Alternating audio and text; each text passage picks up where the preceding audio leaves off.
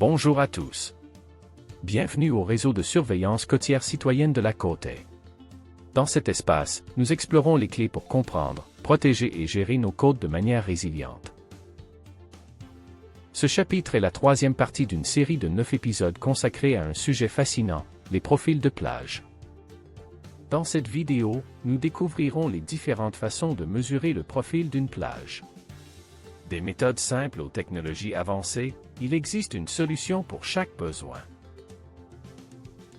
Les méthodes manuelles sont économiques et faciles à utiliser, parfaites pour vous.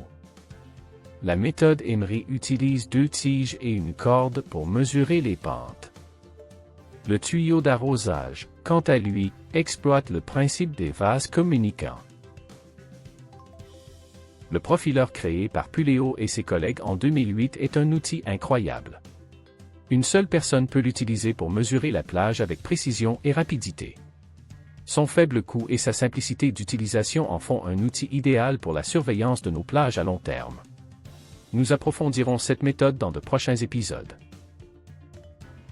Passons maintenant aux méthodes technologiques, qui offrent une plus grande précision.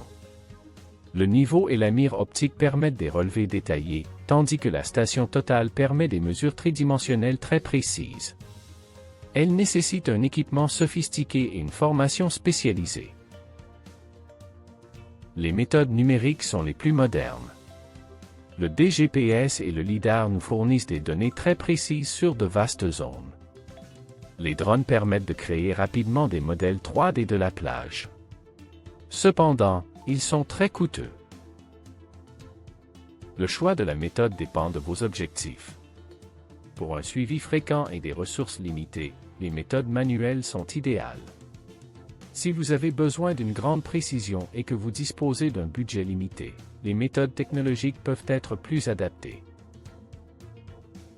En utilisant des méthodes comme le profileur mono-utilisateur, vous, en tant que communauté, devenez des scientifiques. Vos données sont précieuses pour comprendre et protéger nos côtes. Merci de participer à cet important travail.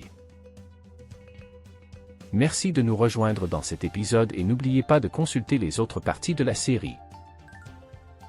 Cette vidéo a été générée avec l'IA et fait partie du projet « Améliorer l'action climatique des scientifiques citoyens sur la côte et de la Nouvelle-Écosse pour soutenir la gouvernance des risques à plusieurs niveaux », financé par le Fonds de mobilisation des connaissances du MEOPAR.